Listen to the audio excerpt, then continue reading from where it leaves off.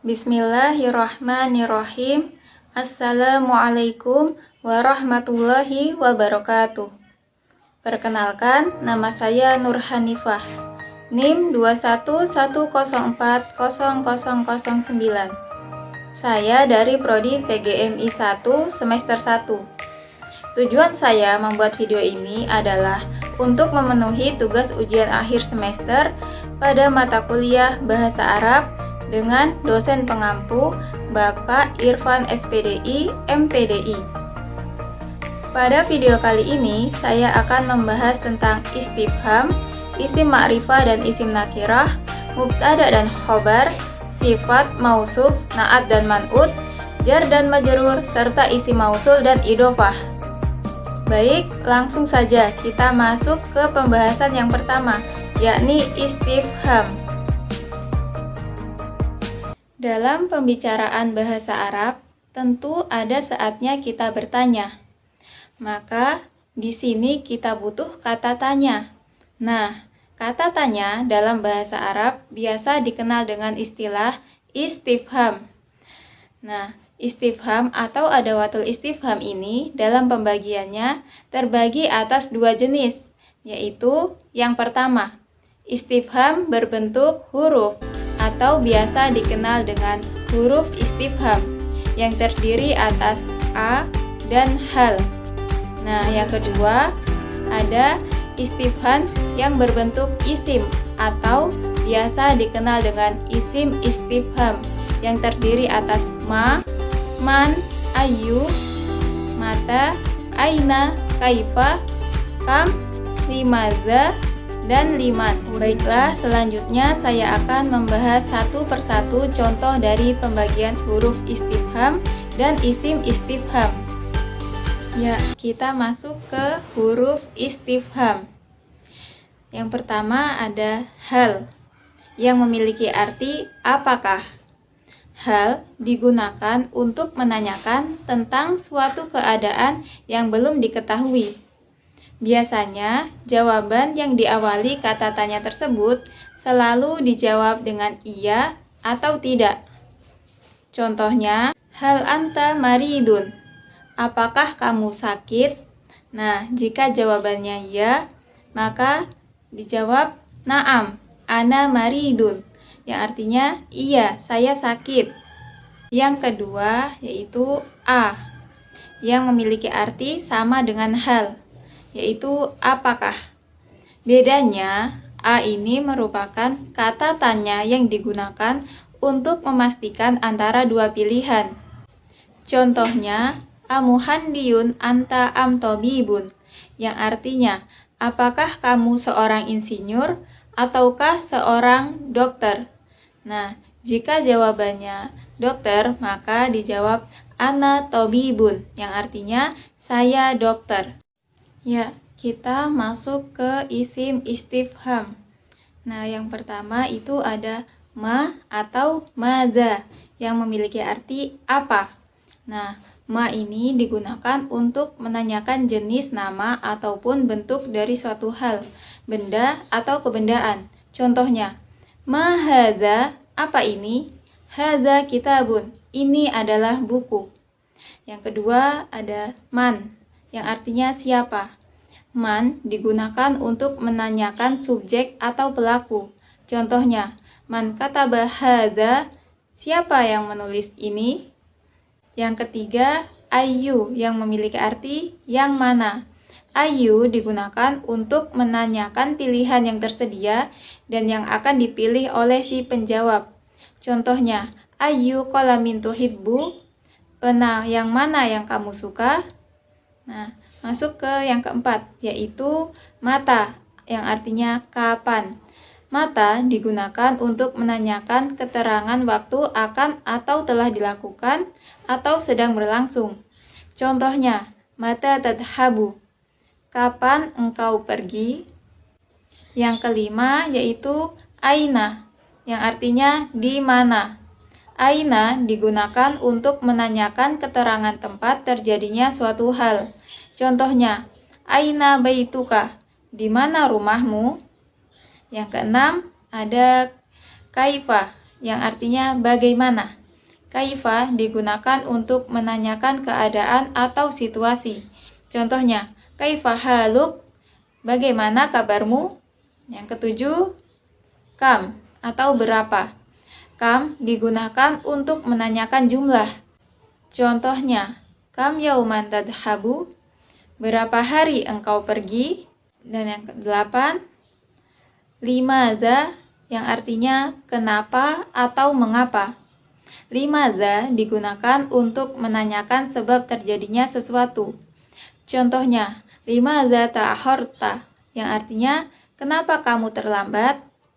Dan yang terakhir, yaitu yang kesembilan, liman yang artinya punya siapa. Liman digunakan untuk menanyakan kepemilikan suatu benda. Contohnya, liman hadza qalamu yang artinya punya siapa pena ini? Seperti itulah teman-teman penjelasan mengenai istifham. Selanjutnya kita akan lanjut ke pembahasan isim ma'rifah dan isim nakirah. Apa itu isim ma'rifah dan isim nakirah? Isim ma'rifah adalah kata benda yang sudah khusus, dalam artian sudah jelas bendanya. Sedangkan isim nakirah adalah kata benda yang masih umum atau bendanya belum dimaksudkan. Adapun secara penulisannya, isim ma'rifah ada alif lamnya dan tidak bertanwin. Sedangkan isim nakirah tidak ada alif lamnya dan memiliki tanwin. Baik, saya akan memberikan contoh dari isim ma'rifah dan isim nakirah. Contoh isim ma'rifah seperti al-baitu yang artinya rumah. Al-baitu karena ada alif lamnya, makanya dikatakan ma'rifah. Kemudian dari secara artinya itu sudah jelas rumah mana yang dituju. Sedangkan contoh isim nakirah seperti baitun yang artinya rumah. Dikatakan isim nakirah karena dia ada tanwin di akhirnya. Dan secara makna rumahnya juga belum jelas karena masih bersifat umum. Contoh lain untuk isim ma'rifah yaitu al-kursi, yang artinya kursi. Ada alif lamnya, makanya digolongkan sebagai isim ma'rifah dan kursinya sudah jelas makna yang dimaksudkan. Sedangkan yang isim nakirah yaitu kursiyun, yang artinya kursi. Tidak menggunakan alif lam, namun menggunakan tanwin. Secara arti, kursinya juga masih bersifat umum. Kursi yang dituju itu belum diketahui. Kemudian, adapun isim-isim yang tergolong ke dalam isim ma'rifah itu ada 6 macam. Yang pertama, isim domir. Isim domir adalah kata ganti. Misalnya, saya, kamu, dia, mereka, dan seterusnya. Huwa, huma, hum, hiya, huma, hunna. Yang kedua, isim a'lam yang menunjukkan nama benda tertentu. Contohnya Muhammadun, Zaidun, dan seterusnya. Yang ketiga, isim isyarah atau kata tunjuk. Misalnya hadza, hadhihi, hadzani, hatani. Seperti itu. Yang keempat, isim mausul atau kata sambung. Termasuk di dalamnya allazi, allati, man, ma, dan seterusnya. Yang kelima, isim yang ada alif lamnya, seperti yang sudah saya sebutkan tadi, misalnya al-kitabu, al-baitu. Kemudian yang keenam, isim majmuk atau idhofah, yang merupakan isim yang diidhofahkan oleh 5 isim yang telah disebutkan tadi. Misalnya ada isim yang digabungkan dengan isim domir, contohnya baitun ditambah huwa menjadi baituhu. Seperti itulah teman-teman penjelasan mengenai isim ma'rifah dan isim nakirah. Selanjutnya kita akan lanjut ke pembahasan mubtada dan khobar. Kali ini saya akan membahas tentang mubtada dan khobar.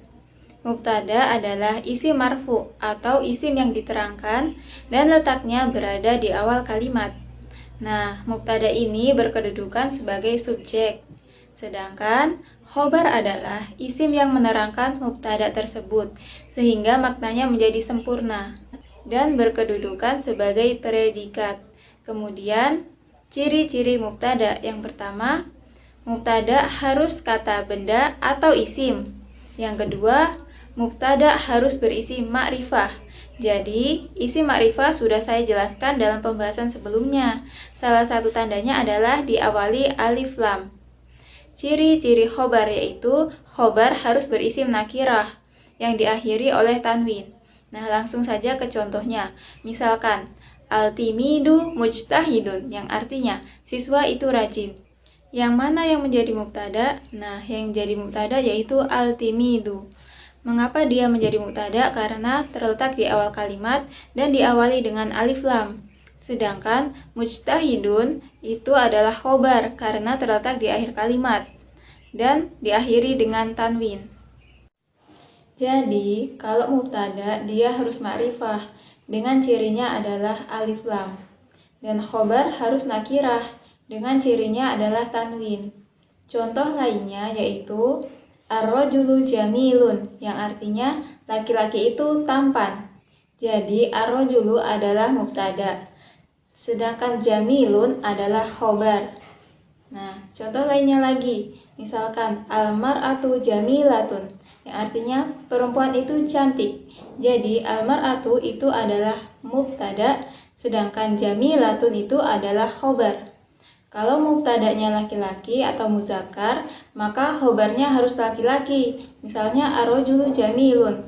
Sedangkan kalau mubtadanya perempuan atau mu'annas, maka khobarnya juga harus perempuan atau mu'annas, yaitu al-mar'atu jamilatun. Kemudian apabila mubtadanya tadi sudah alif lam dan khobarnya ada alif lam, apakah itu susunan mubtada dan khobar? Jawabannya bukan ya. Jadi tadi sudah dijelaskan bahwa khobar harus tanwin dan khobar tidak beralif lam. Pembagian mubtada dan khobar. Mubtada dibagi menjadi dua macam, yaitu mubtada zahir dan mubtada isim dhamir. Nah, mubtada zahir yaitu mubtada yang sudah nampak dan jelas. Contohnya, al-waladu nasyitun, yang artinya anak itu rajin. Nah, kalau mubtada isim dhamir yaitu mubtada yang diganti dengan dhamir atau kata ganti orang. Contohnya, ana thalibun, yang artinya saya siswa.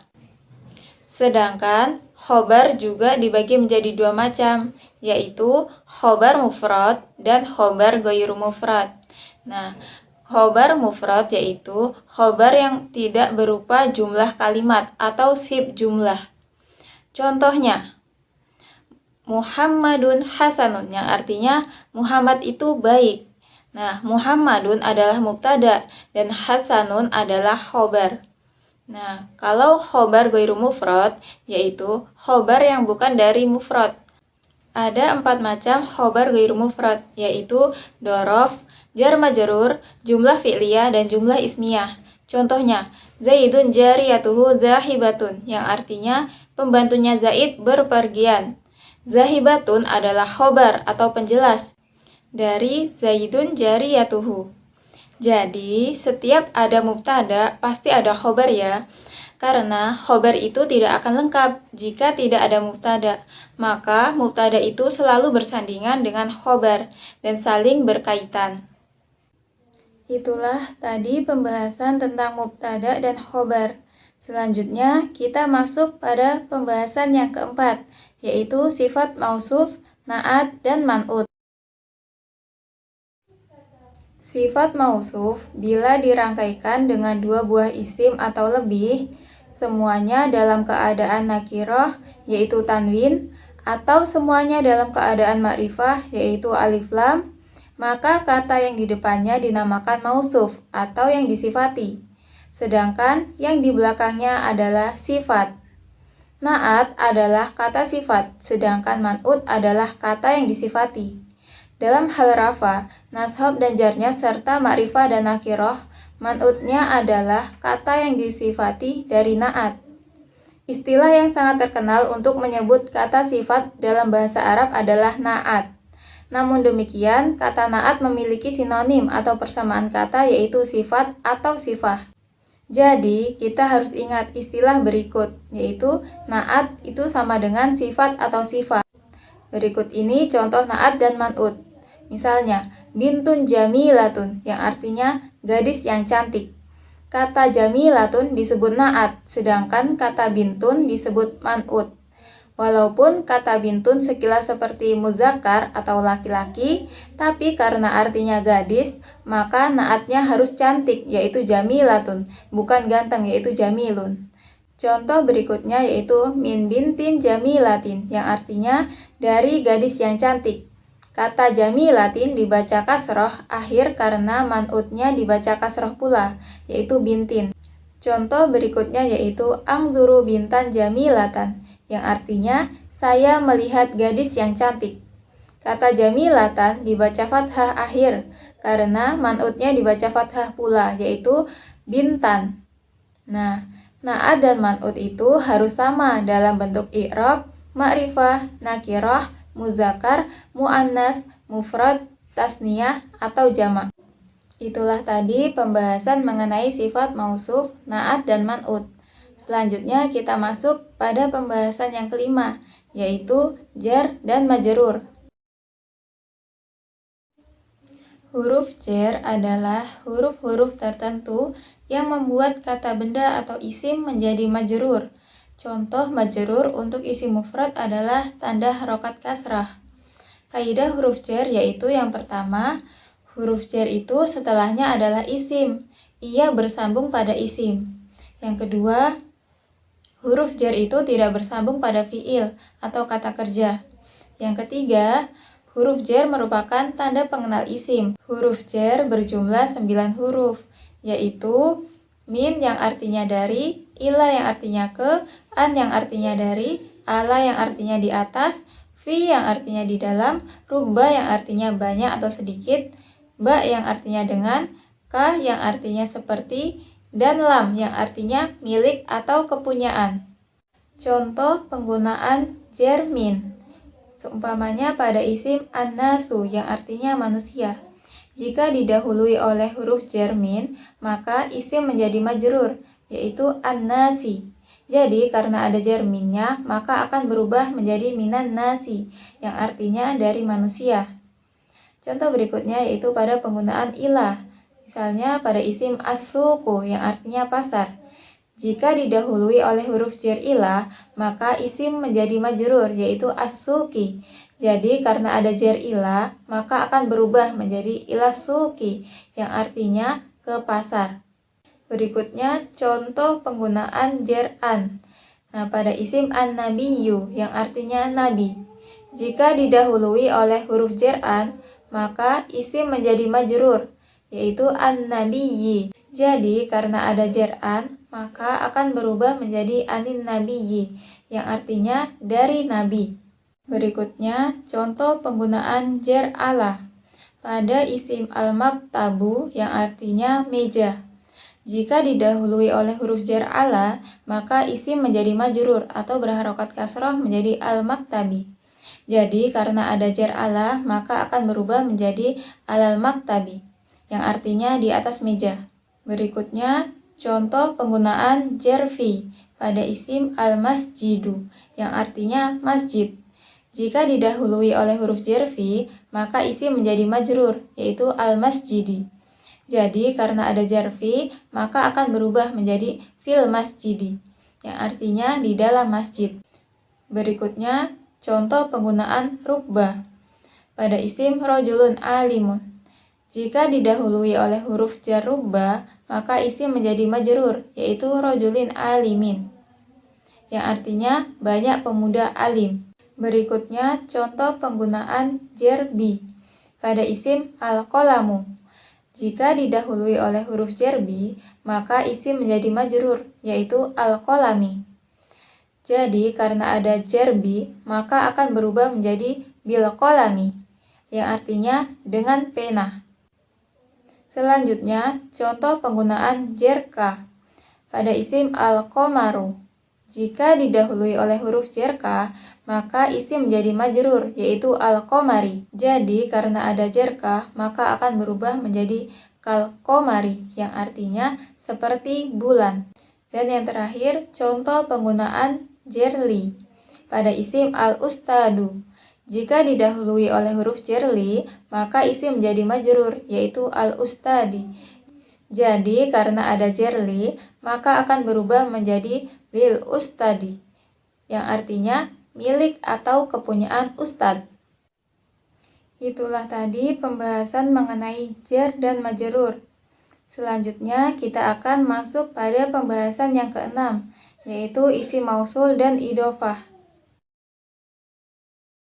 Isim mausul atau kata penghubung adalah isim yang berfungsi untuk menghubungkan beberapa kalimat atau pokok pikiran menjadi satu kalimat. Dalam bahasa Indonesia, kata penghubung semacam ini diwakili oleh kata yang. Bentuk asal atau kata dasar dari isim mausul adalah allazi. Isim mausul digolongkan ke dalam isim ma'rifat, karena isim ini memperjelas kata benda yang sudah jelas, dengan menggunakan kalimat yang terletak sesudah isim mausul. Kalimat yang jatuh sesudah isim mausul itu disebut silah atau anak kalimat. Perhatikan contoh penggabungan isim mausul dalam menggabungkan dua kalimat berikut ini. Kalimat pertama yaitu ja'al mudarrisu, yang artinya datang guru itu, akan disambungkan dengan kalimat dua yaitu ja'al mudarrisu yadrusul fiqih, yang artinya guru itu mengajar fikih. Nah, maka kata alladzi menjadi kata penghubung antara dua kalimat ini, yaitu ja'al mudarrisu alladzi yadrusul fiqih, yang artinya datang guru yang mengajar fikih. Kalimat 3 menghubungkan kalimat 1 dan 2 dengan isim mausul yaitu alladzi. Ya, kita masuk ke pembagian isim mausul. Isim mausul terbagi menjadi dua bagian, yaitu isim mausul ismi dan isim mausul harfi. Nah, isim mausul ismi adalah isim yang selamanya perlu kepada silah dan aid. Berdasarkan hubungannya dengan kata benda muzakkar dan muannas, maka terdapat 6 huruf isim mausul, yaitu allazi, allazani, allazina, allati, allatani, allati. Sebagai contoh, ja'allazi qoma abuhu, yang artinya sudah datang seseorang yang ayahnya berdiri. Selanjutnya, isim mausul harfi. Isim mausul harfi adalah semua huruf yang dengan silahnya ditakwili dengan masdar. Sedangkan isim mausul harfi tersebut ada 5 macam, yaitu yang pertama huruf an. Contohnya, ajibtu min an qoma zaidun, yang artinya saya heran dari telah berdirinya Zaid. Yang kedua, huruf anna. Contohnya, awalam ya'fihim anna anzalna alaikal kitaba yutla alaihim, yang artinya dan apakah tidak cukup untuk mereka, sesungguhnya kami sudah menurunkan kepadamu Alkitab, itu Al-Quran, sedang dia diucapkan kepada mereka. Sesungguhnya dalam Al-Quran tersebut ada rahmat yang besar dan pelajaran untuk orang-orang yang beriman. Quran Surat Al-Ankabut ayat 51. Yang ketiga, huruf kai. Contohnya, jitu likai tu'rima zaidan, yang artinya saya datang supaya Anda menghormati atas Zaid. Yang keempat, huruf ma. Contohnya, ajibtu mimma darabta Zaidan, yang artinya saya heran mengenai pukulanmu untuk Zaid. Yang kelima, huruf lau. Contohnya, wadidtu lau qoma Zaidun, yang artinya saya senang andai Zaid telah berdiri. Bentuk-bentuk isim mausul antara lain, yang pertama, bentuk isim mausul itu mufrad atau tunggal dan musanna atau berarti dua. Yang kedua, bentuk isim mausul jamak atau banyak. Yang ketiga, bentuk isim mausul mutlak atau umum. Yang keempat, bentuk isim mausul za. Yang kelima, bentuk sila isim mausul. Yang keenam, bentuk isim mausul ayyun dan silahnya. Serta yang ketujuh, bentuk pembuangan sadar atau silah aid majrur. Baiklah, sekarang kita masuk ke pembahasan idhofah. Apa itu idhofah? Idhofah adalah penyandaran suatu isim kepada isim yang lain, sehingga menjadi satu kesatuan dan menimbulkan pengertian yang lebih khusus. Idhofah tersusun dari dua bagian isim, yaitu mudhaf dan mudhaf ilaih. Bagian yang pertama yaitu kata yang disandarkan disebut mudhof. Sedangkan bagian yang kedua yaitu kata yang disandari disebut mudhof ilaih. Contohnya, Alkitabu al-Ustadi, yang artinya bukunya guru. Dari contoh tersebut, Alkitabu adalah mudhof, sedangkan al-Ustadi adalah mudhof ilaih. Baik, itulah tadi materi yang telah saya bahas untuk memenuhi tugas ujian akhir semester pada mata kuliah Bahasa Arab. Lebih dan kurangnya saya mohon maaf. Wabillahi taufik wal hidayah. Wassalamualaikum warahmatullahi wabarakatuh.